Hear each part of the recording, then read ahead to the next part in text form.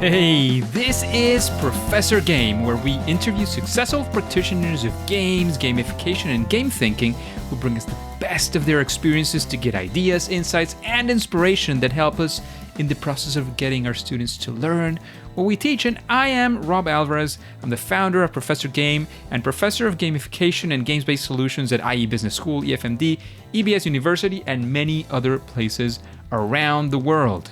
And if this content is for you, then please go ahead and subscribe to our email list for free at professorgame.com/subscribe.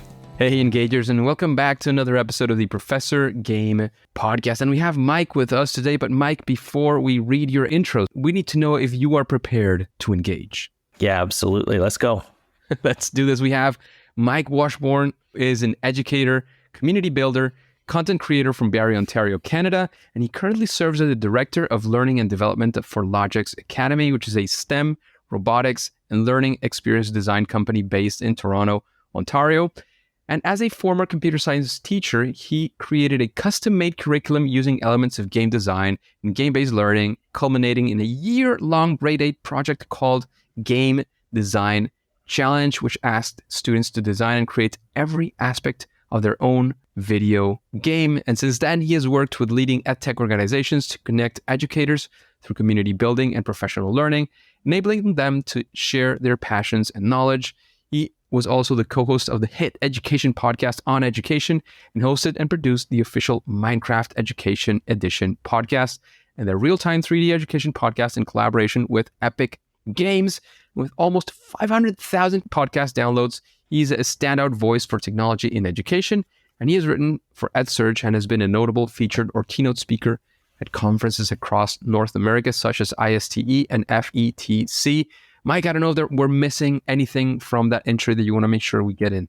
No, you got it all. That's a lot of stuff. It's fun to hear it all said out loud.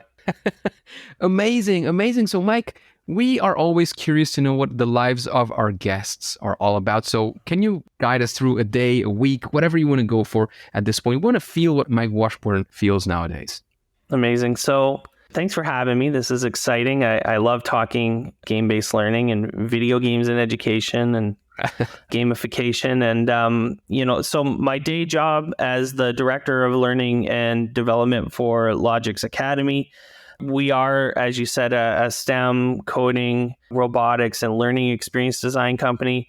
And my role there entails a lot of things, but a lot of my day is working on the many projects that we're doing with various clients. We deal with government agencies, we deal with, nonprofits, for-profit companies. We deal with media organizations. We just finished a project with CBC, which is the Canadian national broadcaster.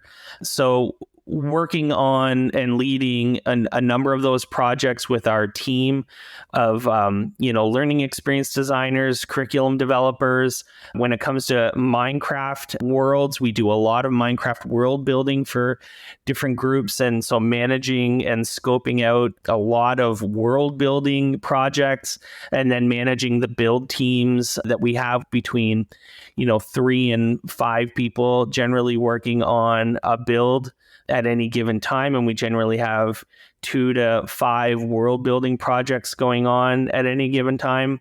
So managing a lot of projects, a lot of meetings. To be fair, it all sounds fun, but mostly I sit in my office and have meetings most of the day. But I guess the other thing that is a very regular part of my work life is that I call myself the resident traveler for Logix Academy. So I'm on the road a lot. In fact, I was just saying to someone the other day that I'm on the road at least one night each week for the next 9 weeks in a row, starting this week. Wow. So traveling, yeah, it's a lot. But one benefit that does give me is I get to spend time with educators all across Canada and sometimes in the United States as well, and talk to them about what they're doing and how they're doing it, and offer my assistance, my advice, or just listen to what teachers are doing in their classrooms and spend time in classrooms. I'm spending a lot of time in actual classrooms these days, which has been a lot of fun. So doing a lot of traveling as well and seeing what's out there and what's going on in classrooms. So my days are pretty busy, equal parts, meetings and then conversations with educators, running, various aspects of Logix Academy with our teams is kind of what my regular day looks like, I guess. Amazing. It sounds exciting, and even including the meetings. I always remember one of my directors at some point. He was always saying like, "Oh, now I'm a director. I don't work anymore. I'm all day in meetings. I don't get to do anything." Right. Saying like, "Well, yeah. I mean, yes and no. I kind of get it. You feel like you're not doing anything, but having those meetings and enabling people to do stuff as well is a big and significant chunk of work." And sometimes, I'm not going to say every single meeting for sure, but there are good meetings as well. I generally hate meetings, but one of the nice things is that, my role is mainly in like scoping things and thinking of like the idea. So a lot of our, especially our learning experience design clients, for lack of better words, have a sense of the end goal, but they don't know how to get there. And so a lot of my job is coming up with the idea with our team on how they can get there. And so it gives us the chance to do a lot of big thinking, a lot of brainstorming, a lot of, what would you say, throw spaghetti against the wall and see what sticks, sort of thing. So it's a lot of like, coming up with big ideas and then scoping it to meet what we're trying to achieve. Amazing. So good stuff coming out of meetings as well. So Mike, you've had plenty of experience. You've advised people on how to do this, and you've been doing it for quite some time. But I'm sure that as any and every one of us, you've also had those moments where, you were going north, things went south. One of those fail moments or first attempts in learning. So if you have one of those favorite failures or something like that, we want to be there in that story. We want to live that moment with you. We want to take those lessons away home with us as well. Do you have such a story? Sure. So when I started teaching, so this is 2013, 2012 was when I was doing some of my student teaching. I always knew I wanted to incorporate game design into my curriculum. And I got lucky pretty early on in my career that I got hired in Ontario. Just for context, in Ontario, Canada, it's very hard to get a public teaching job just kind of right out of the gate. Okay. So I applied to every job everywhere kind of aggressively and ended up actually getting hired at a private school. And they told me to basically write my own curriculum, which was obviously thrilling. But it was my first teaching job.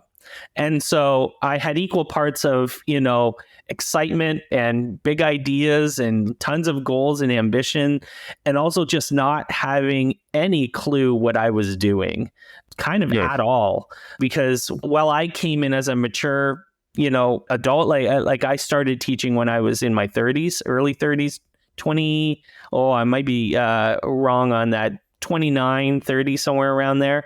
I had a whole career prior to going back to school to become a teacher. I still was going into this brand new, completely green.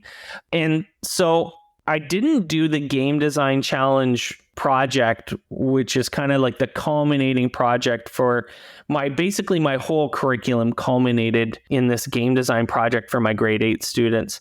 But I didn't do that right away. I kind of had to lay some of the groundwork, and I knew I wanted to incorporate elements of, coding and narrative design and audio design and graphic design, all of the things that I wanted to incorporate into this game design challenge.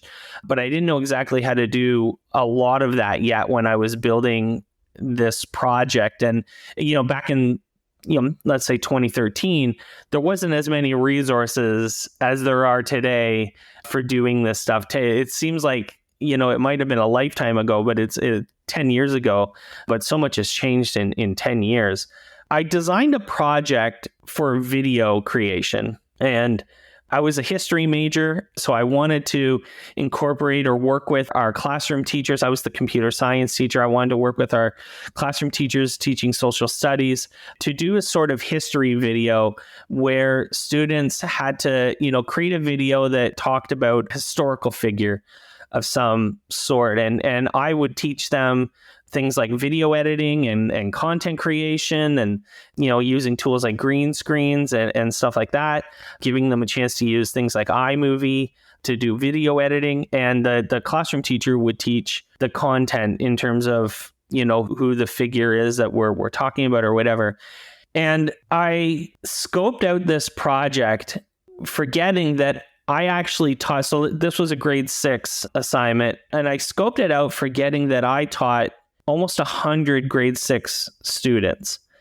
And so when you ask 100 grade 6 students to create 3 to 5 minute videos, I think the biggest problem as a classroom teacher, and hopefully there's some classroom teachers listening that are knowing what I walked into, which is the fact that I had to actually watch 3 to 5 minute videos for 100 students.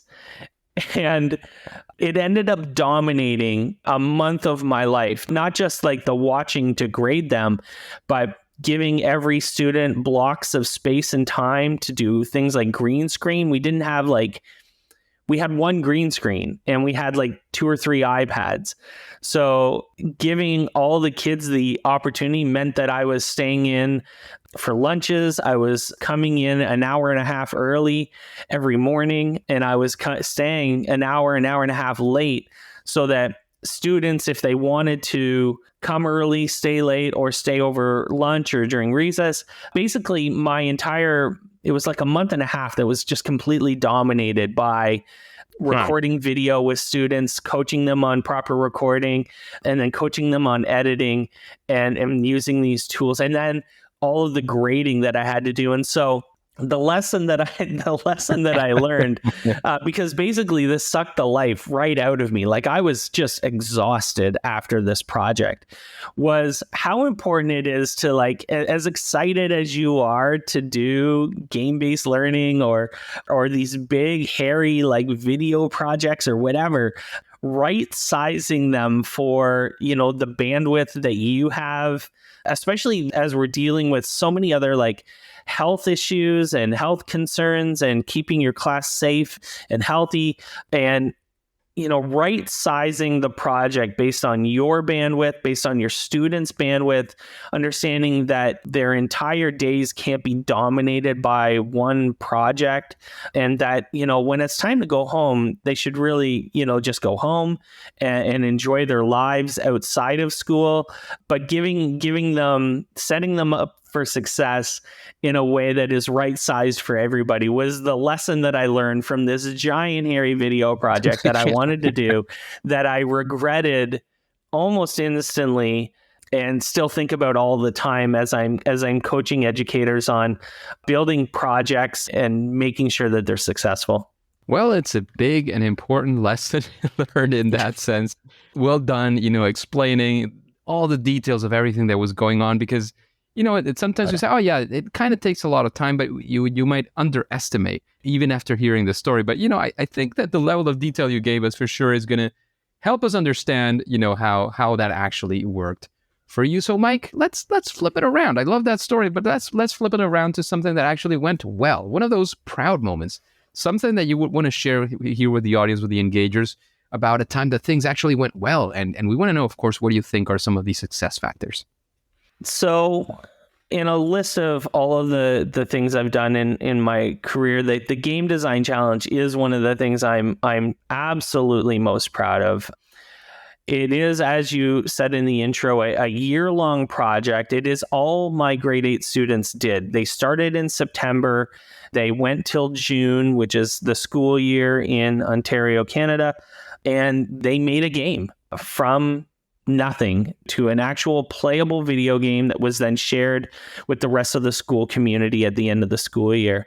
And the challenge that I had was that I didn't have a curriculum. So I had to do a lot of work at deciding, what I wanted students to learn, what the outcomes should be, what could I teach them that would set them up for success in high school and potentially college, and getting to a point where they were learning something that was equal parts challenging, fun, and rewarding in the sense that, it's an accomplishment, something they can look back on and say, yo, I did that. I made a game.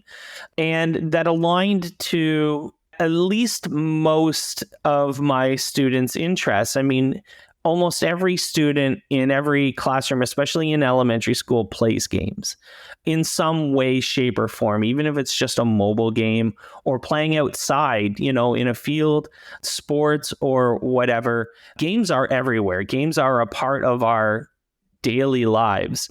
And so aligning my students' interests and what they love with a pretty deep, detailed learning experience that wasn't surface, that had a lot of depth to it and asked a lot of them, but then gave them something that they could look back on and say, I made this thing and it's awesome. That was all the challenges. That was the problem that I was trying to solve with the game design challenge. And so the first year was interesting, and we had all of these assignments. There was various goals and checkpoints throughout the year, various assignments that they had to submit to show progress and what they were creating. So grading was being done. I was assessing along the way, both formative and summatively, at various large checkpoints like alpha tests and beta tests and narrative, finalizing narratives and stuff like that. But over the years, I guess the 5 years that I did it after I created it, it got better and better to the point where I had kids in grade 5 and 6 that were coming and talking to me about the game that they were going to make in grade 8 when they did the game design challenge, because they saw what the grade 8s were doing. They were like, this is the coolest thing ever. I'm going to come to school and I'm going to make a video game. I had parents that came up to me and said, Mike, all my kid talks about is Scratch, the programming platform, the block-based programming platform that we primarily used at the time to create the games. And so as far as like a rewarding learning experience, both for me and the students, I think the game design challenge was a real success. Well, it definitely sounds like it. And if nothing else, which I'm sure there's plenty more, but if nothing else, you enjoyed it a lot, and that shows. I mean, the students appreciate it. You appreciate it because you feel a lot better when you're doing it. I mean, there's no way of sort of going wrong with something like that. Mm-hmm. Great story, and it seems. Just one question: you did a game design was as a sort of from the side of what you were teaching and how that related to what you were doing. What was the subject? So I was the computer science teacher, Okay. and because I got to design my curriculum myself, I kind of divided my curriculum into a couple different big buckets. So there was coding, there was video and audio creation. Okay. There was fundamentals, what I called fundamentals, or foundations is actually the word I use to describe it. Things like teaching, especially the younger kids, teaching them about how to use things like Google Docs, a little bit of keyboarding and stuff like that. But also in later years, I taught a lot of like digital citizenship, online safety, things like identifying fake news and fake information on the internet. And then culminated all of that, with this project that basically took, the graphic design, the video design, the coding, the research, and culminated it in grade 8 with this project. So every grade from grade 2, which is where we started, to grade 7, they did these units, the foundations unit, the graphic design unit, the video unit, and the coding unit. And all of those were scaffolded to get progressively more complex, more detailed. And then it was almost like the whole school experience had like a summative assessment, which was this grade 8 project. So taking everything that you would learn in the 5 years prior from grade 2 to 7 and apply all of that information that you've learned to this big project in grade 8. Sounds amazing. I love it. And it was a lot of fun. It definitely sounds like it. Hopefully somebody took the torch away from you and they're still doing it. Is that the case? So I don't think anyone's doing it at the school I was at, but I've shared, because I've presented on the project before at ISTE and at FETC. I actually did a session on the Game Design Challenge, and I've shared some of the resources in the past. I turned it into a little ebook. I haven't looked at it in a long time, but it would be fun to maybe revisit it and turn it into an actual book or an actual proper ebook. But I've definitely shared some of the resources, and I have a lot of that stuff saved on my personal drive because it is a great part of my teaching journey. Amazing. Well, Mike, I'm guessing that from all of this experience and from the coaching that you do, you have some form of a method, process, series of steps, call it as you will. Can you share that with the audience? If you're going to start a project, tomorrow to help people using game design, using gamification, game-based learning, how would you approach it? How would you do it? What are the steps? What's the reasoning behind it for you? At Logix, we have these conversations on a weekly basis with various organizations, people that are looking to do something. I think I'll center this on our Minecraft work because that's, I think, where this applies the best. First off, we ask a ton of questions related not just to Minecraft and what they know about Minecraft, but what they know they can do in Minecraft, what they think they can't do in Minecraft, just getting a sense of their knowledge level of the game that they want to use. Because most people come to us and say, we want to make a Minecraft thing. So that's kind of where it starts. So we ask a ton of questions, definitely asking a lot of questions about what the learning outcomes are. So what are you wanting to teach kids? So for example, with CBC, they said, we want to make a Minecraft thing and we want to do it on journalism and fake news and this idea of teaching students, fact versus fiction. And so that's great. And then diving a little bit deeper into that learning outcome, how do you want to get there? Do you want a narrative process, or how much building do you want people to do? So asking just a ton of questions. And to be fair, a lot of our clients don't have all of these answers. And so in a lot of cases, it's collaborative where we talk through it. Right? Where we sit and have like a working meeting where we pull out a Google Doc or a Word file or we've used like a Miro board, like a brainstorming kind of whiteboard solution. And we just brainstorm, ideas and ways to get there and see what, like I said earlier, I love the analogy, throwing spaghetti against the wall and kind of seeing what sticks. And so a lot of our process is collaborative. It's constructivist. We're really talking to each other and sharing ideas. And sometimes my role is educating our clients on what's possible in Minecraft, where I tend to also start with yes. People say, well, what can you do? And I said, well, you can do almost anything in Minecraft. And then starting to scope it accurately based on, I don't want to limit people to what they think they can and can't do. I want them to throw the ideas out and then we'll see what we can do with those ideas. But when you kind of put arbitrary limits on people in a brainstorming process, you tend to get not as good a result. So trying to give people a lot of yeses. And then when you come to a no, trying to find a creative solution to turn the no to a yes. And it might be not exactly the way that they were thinking, but it ends up working out in the end, usually. So I really enjoy that process of building and working on a Minecraft project with folks. Is just sitting in a call. These are the meetings that are really fun, right, Rob? where you do sit on a call for an hour and you just talk about what's possible and talk big ideas and you do a lot of big brain thinking and see what you come out with after that. And then I usually take all of that back to our team. We have a couple of different folks that I will go to kind of first and say, what do you think of this? And what do you think of this? And what do you think of this? And because they have a lot of experience with Minecraft as well, they'll come up with some ideas. And we have a lot of classroom experience at Logix as well. So knowing what works in a classroom and what doesn't work in a classroom, and then we put together a scope of work and we go from there. But asking a lot of questions and trying to create as a collaborative brainstorming kind of ideation environment as possible is a really fun part of my job and what we do at Logix. Yeah. Sounds amazing and very aligned to what we were hearing from you at the start of the interview.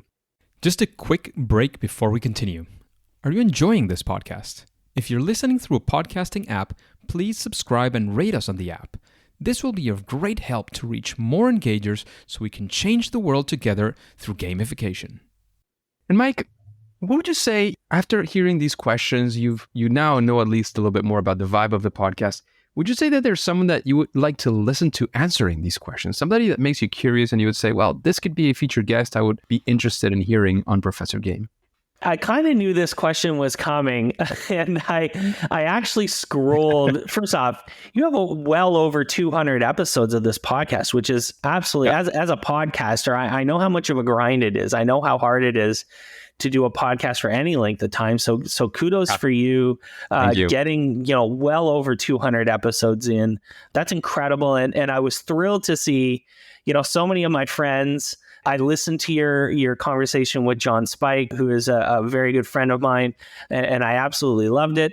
And I saw a lot of folks. So I was challenged to think of an answer to this question. And so I actually, shockingly though, have three, and one's a bit of or two are a bit of a cop out. So I'm actually going to reiterate the importance of talking to Kurt, Squire, and Constance that John mentioned. They're geniuses, like flat out two of the smartest people in game-based learning and gamification and video games and education that exist. And I actually, I echo John's sentiment about Kurt specifically. If you listen to On Education at all, or actually if you go to my website and look at my blog, I actually have a blog post that is basically a love letter to Kurt Squire. Because I don't think I would be teaching and in education if it wasn't for Kurt and what he did to validate someone like me's opinion of video games and what they can do to be effective teaching tools. So he wrote his dissertation. I think John mentioned this, but if you don't listen to John's podcast, Kurt Squire, professor at UC Irvine, and wrote his PhD dissertation on the use of Civilization 3, Sid Meier's Civilization 3, as a tool to teach history. And as a history major, a giant history nerd, and a rabid Civilization player, this hit on like every sweet spot that you could possibly imagine for me. And so I read it, and it was like the cloud, the clouds parting and the sky clearing. And it was like, yeah, this could happen. You can do this at school and not get laughed at. And I have the receipts to show for it now with Kurt's dissertation. So, we've actually never met, though we've come very close to meeting multiple times, but we do talk occasionally in DMs on Twitter and stuff like that. And he definitely knows that I wrote him basically a fanboy blog post. And so my love for Kurt Squire knows no bounds and is very apparent. And so Kurt and Constance, they are the power couple of game-based learning. And so I'll mention them. And I also want to give a shout out to, almost in the same vein, here's someone that I don't think you have spoken to, Bob Whitaker, who is a professor of history at, I'm going to say it's Collin College. It might not be Colin, it might be Colin, not 100% sure, but it's in Austin, Texas. And he actually hosts a podcast called History Respawned. That is a podcast that merges video games and factual history and talking about the kind of the interconnection between the two and how you can learn history from specific video games. So tons of awesome podcast episodes there on History Respawned, obviously talking a lot about games like Civilization, Assassin's Creed, Oregon Trail, basically anything that has even a hint of kind of some historicity, you will see on the History Respawn podcast. And he would be a fabulous person to talk to. So Bob Whitaker would be another strong recommendation to have on this podcast. I was made a quick look to find him on the internet and found his History Respawned web. It sounds pretty interesting for sure. Yeah, it's a pretty good podcast. I don't listen to every episode, but I definitely listen to almost all of the Civilization episodes because he talks about Civilization a lot. Also, Assassin's Creed makes pretty heavy appearances on the podcast. But even games like Wolfenstein, which is, it's got some roots in history. There's tons of history in video games, and there's tons of opportunity to talk about it, and he covers it very, very well.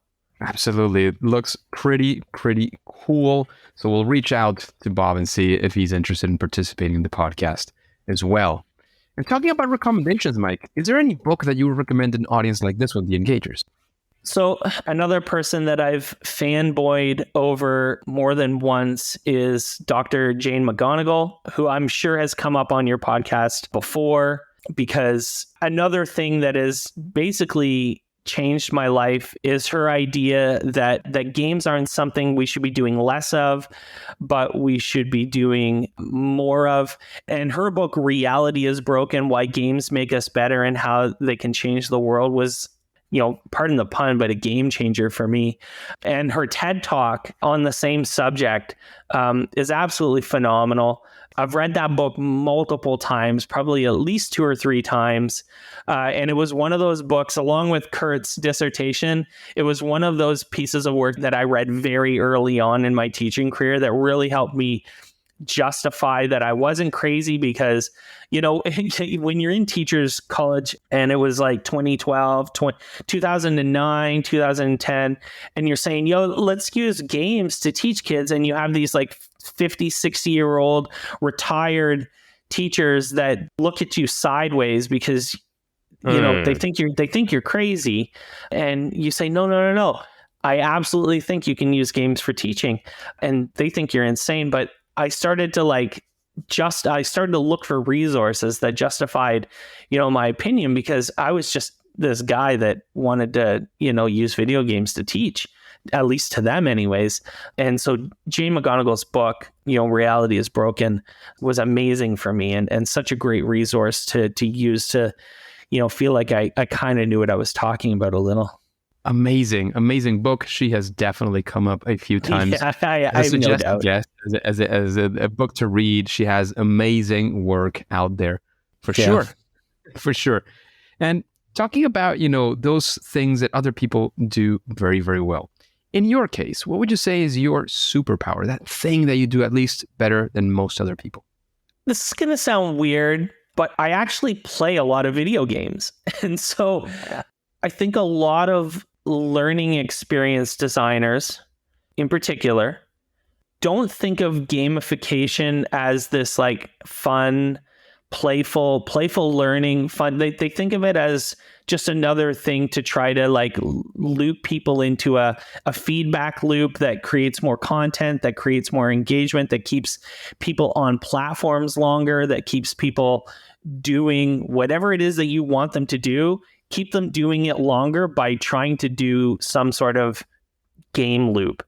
And I think that that's a terrible approach. It's a dangerous approach in some cases. I mean, we've seen the danger of some of those gamified feedback loops when it comes to addiction and stuff like that, which I absolutely think is a real thing. And so I think the thing that we do really well is that I'm a gamer. I play a lot of games. I understand games. I understand what makes games fun and appealing to people. I understand the joy that comes from victory and success in a game, and then trying to never lose sight of what the single most important thing about any gamified, game-based learning, playful experience is fun. Undoubtedly, it has to be fun. If it's not fun, you lose people. And so knowing what's fun, knowing what I find fun and what my kids, I have 2 kids, and, one is 14 and one is 7. So I actually have a pretty wide, breadth of, my oldest is in grade 9 and my youngest is in grade 1. And so I have a really good sense of what kids find fun right now. And as someone that is an avid gamer, I have a sense of what's fun. And so trying to always find the fun, trying to find the narrative experience that captures kids' imaginations, and their passions and gets them not just to like stay in the experience longer, because if that's your goal, I think that's a terrible outcome to try to achieve, unless you're a multinational social media platform that is just trying to get people obsessed with, their red numbers over top of their icons. But, my goal is to try to have kids learn something. And so I want them to really enjoy the experience and come away with some new knowledge. Amazing. Sounds like a very important superpower to have in this world, for sure. I play a lot of games. That's my superpower. I'll take it. I'll take it any day of the week, for sure. And we come to a difficult question now, Mike, because, it seems you said it. You play a lot of games. So what would you say is your favorite game? Well, this is a trap. I mean, my all-time, you've heard me mention it a couple of times, my all-time favorite game is Civilization in all of its forms. I started playing Civilization in I don't know how old I was, but Civilization 2, Civilization 1 even, I guess, was my first Civilization game. So I've been playing them since the start. I have over 1,600 hours in Civilization 5 in particular. So in love with Civilization. I know there's a new one coming, and I'm pretty excited about that. I'm obsessed with simulation games, management games, any type of resource management type game. Those are kind of like the games I gravitate to the most. So I'm playing a lot of Satisfactory right now, which is it sounds really boring. It's where you build production lines for different products and you have to create like efficient factories, but it's all in like this really gorgeous 3D world. And it is an absolutely phenomenal game. Yeah. And so Satisfactory is probably my second favorite game. I also really enjoy survival, especially survival games that have building elements. So I don't love the PvP type survival games like World War Z or whatever, but I love the survival building games like Valheim or V Rising. And there's a lot of really cool No Man's Sky, which is like space survival game, which, combines a couple of my favorite things. And then there's a lot of really cool survival games coming. Like there's a new Lord of the Rings survival game coming up that is really exciting. And I believe Blizzard is making a survival MMO, which is another one of my favorite things. I used to be a very avid World of Warcraft player. So but I do, like I said, I play a lot of games. I have well over 600 games in my Steam account, and so I do like a lot of different things, but definitely Civ and Satisfactory and management games are my favorites. Cool. I hadn't heard of that Satisfactory. I was looking it up. I'm not sure if I arrived to the right one, because I'm teaching operations as well. So it could definitely hit a right spot in that sense, for sure. Sure. So Mike, thank you very much for sharing everything that you've shared, your experience, your knowledge. I don't know if there's anything else you'd like to share with the audience before we leave. And of course, let us know where we can find out more about you and your work. Well, thanks, Rob. It's been great to be with you. You can connect with me in a couple different ways. The easiest way still, I guess, is Twitter, at Mr. Washburn, Mister Washburn on Twitter. I'm at Mr. Washburn on almost everything. On TikTok, I'm also at Mr. Washburn, but on there, actually, it is games, but I do a lot of Warhammer content these days. So I'm doing a lot of painting of tabletop figures and a lot of Warhammer stuff. So if you're into Warhammer and into Warhammer painting, then go check me out on TikTok and YouTube, because that's where I do a lot of Warhammer stuff and content creation for Warhammer. And then MikeWashburn.net is my kind of educator website, and MrWashburn.com is kind of my content creation website. So I have a couple different places. And then, if you just Google Mr. Washburn, I'm kind of everywhere. I have a Twitch account. I'm a very poor streamer in terms of my frequency of streaming. I would love to stream more often. So kind of everywhere, Mr. Washburn is where you can find me. Amazing. Thank you very much once again, Mike Washburn, Mr. Washburn, however we should be calling you nowadays. However, Engagers, Mike, at least for now and for today, it is time to say that it's game over. Engagers, it is fantastic to have you here, and thank you for listening to this episode of the Professor Game Podcast. And if you want more interviews with amazing with incredible guests like Mike. Please go to professorgame.com/subscribe and get started on our email list for free. That way you can be in contact. You'll have my email. We'll have your email. We'll be able to send any opportunities that we find going your way. And all of this is absolutely for free. And remember also, before you go on to your next mission, remember to subscribe or follow, whatever that looks like on your favorite podcast app. This is also for free. And listen to the next episode of Professor Game. See you there.